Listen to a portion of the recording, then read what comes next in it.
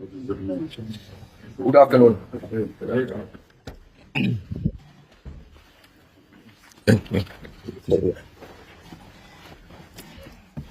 afternoon. Welcome everyone to our press conference for our Champions League game against Bayern Munich tomorrow night. Scott McTominay, Erik Ten Hag, please identify who your question is for. Should start with Simon. Hi, Eric. Simon. You're obviously not in a great position going into your final group game. What would the feeling around this club be if you can't qualify out of this group? I don't know. What I know is I never think in a negative scenario. I think we think positive, and so we know what to do. We have to win to stay in Europe, so it's all about that. So we will prepare the team with that feeling and with that belief that we are able to do it. And I think we have shown in the last weeks when we are on our best, and then we can do it.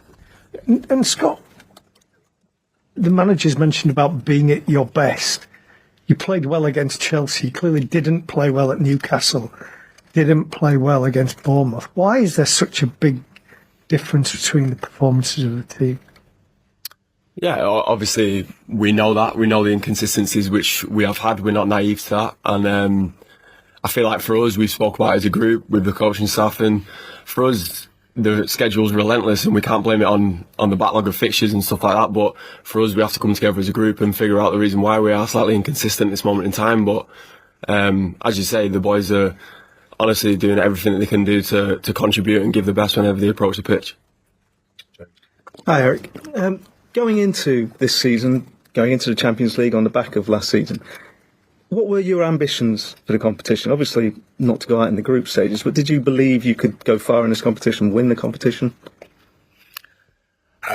First, I don't think about winning the competition when you start the season. It's first get in a position that you can win. And so now we have still the opportunity. It's not anymore in our hands, but we want to stay in Europe, and therefore we know what to do. We have to win and to stay in Europe. Neil. Scott, you've had a great revival of your own career here at Manchester United. Did you fear there was a moment where you might believe in this club? There's always speculation and different things surrounding every player at Man United. You have to perform to stay at this football club, and I've known that since I've been a young boy watching lots of senior pros come through and obviously academy players as well. And for myself, it was a case of just get your head down and work, and there's not really too much else to say, to be honest, other than that. And you've had what would you put it down to? Your goal scoring form and everything is the faith the manager's put in you, bringing you back into the team?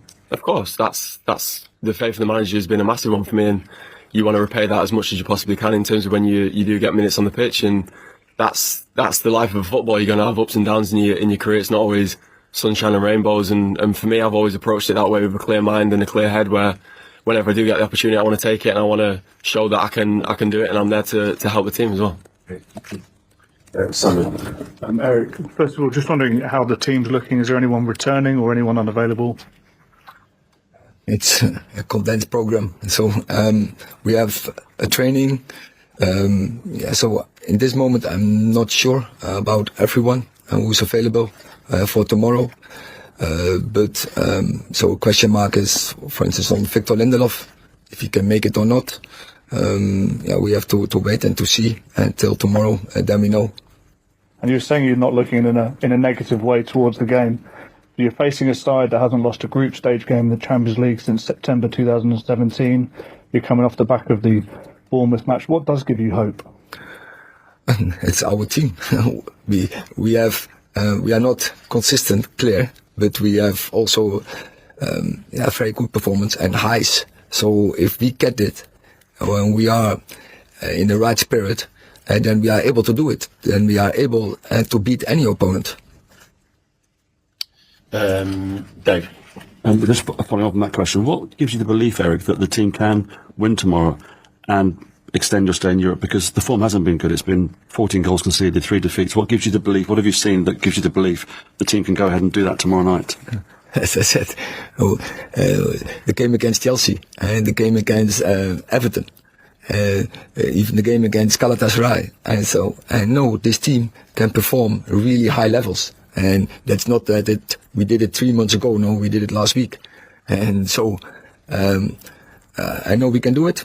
And when we have the right mood, we have the right spirit, starts with the right attitude, if everyone is ready for it, we are able to do it. Is the biggest concern for you that you don't know which of your teams is going to turn up? Because, you have a great performance against Chelsea, then you have what happened at the weekend. Is that the most frustrating thing for you as a manager? You don't know which Manchester United is going to turn up? It's not about to get frustrated about that. We have to work about that. So so that's my responsibility, to set the team, to prepare the team, that they improve on that fact. And I will give everything, and I know my players do as well. Paul, belief, Erik. How do you inject that belief into your players? What kind of methods do you employ to give them that? I only have to show them the clips from Chelsea, how we can play. And if we do that, if we are there all on one page, stick together, we will make, and we have a good plan, then we go. And then, as I said, we can beat any opponent. James. Scott, the manager's spoken, he spoke after Galatasaray and the season about how the game management has got to be better at times. What do you put sort of the loss of control down to? Is it lapses of concentration, not understanding instructions? Why do you lose control in games so sort of quickly and have these implosions? Yeah, I mean, as you can see in the Premier League, every team is super athletic. You go and play in the Champions League, every team can run. For us, a lot of the time we need to match that and more whenever you're playing for this football club, and that's been a clear message for all us players on the pitch when we are playing, that we need to get together. Sometimes it's the manager can't do too much whenever he's on the sideline. It needs to come from the players, and we need to stick together while we are on the pitch as well. So, as you say, with the ideas that we've had and sometimes the way we've played has been amazing, and it's finding that consistency and that balance where we can continue to do that on a regular basis with high energy levels. And like the manager says, when you play against Chelsea like that, we can do good things. Hi, Erik. In the first game against Bayern, there were a lot of injuries to contend with, but the team responded quite strongly to conceding goals, and it was quite a tight end to the game. Do you take encouragement from that performance going into the game tomorrow night? Yeah, of course. There were stages in that game, and we played very good. And we are also, it was head to head in that game for a long time in the game. But also we suffered some mistakes were absolutely avoidable. But that is one thing is sure: when you play against Bayern Munich, you have to play your best. Because they have a good team and they have very good individual players. But as I say, Chelsea had also amazing players, and we went head to head to them, and we dominated them. So I think we can do it against Bayern as well.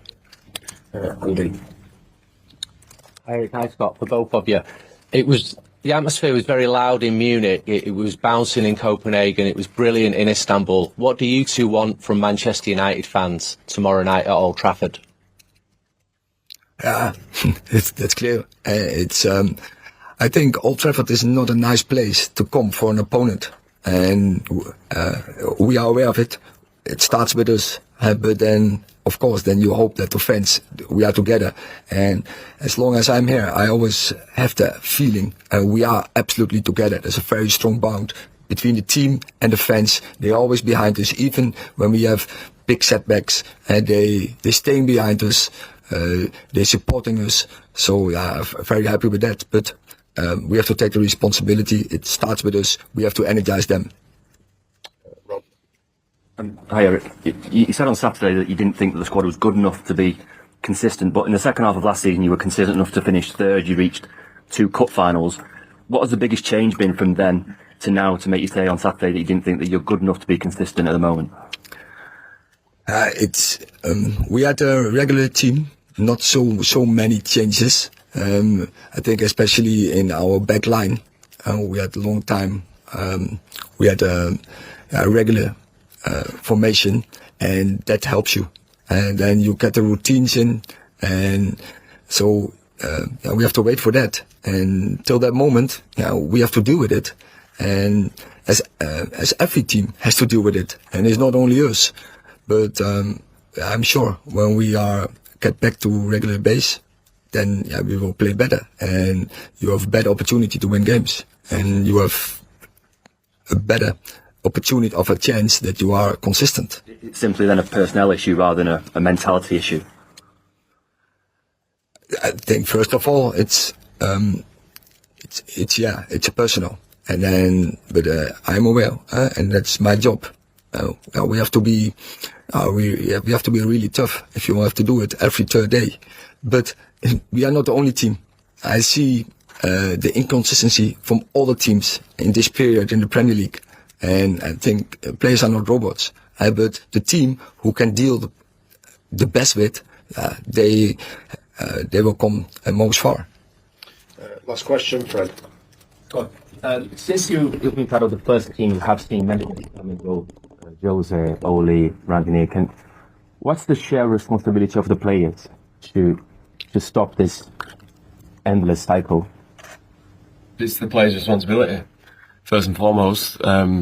Players know that as well. We've had many amazing players over the time, and I feel like now we're at a stage where we've got big characters in the dressing room, where it's not just a case of like some of the other managers where it's been a little bit toxic at times. The boys are firmly behind the manager, and that's the be all and end all. I've said that in many other interviews, and that's the way it will remain to stay. We've got amazing coaching staff as well, so yeah, people can get lost in translation and get carried away with what the players think and what they say behind closed doors. We just want to do well for the football club, and that's as simple as that. Okay, thank you very much. Thank you.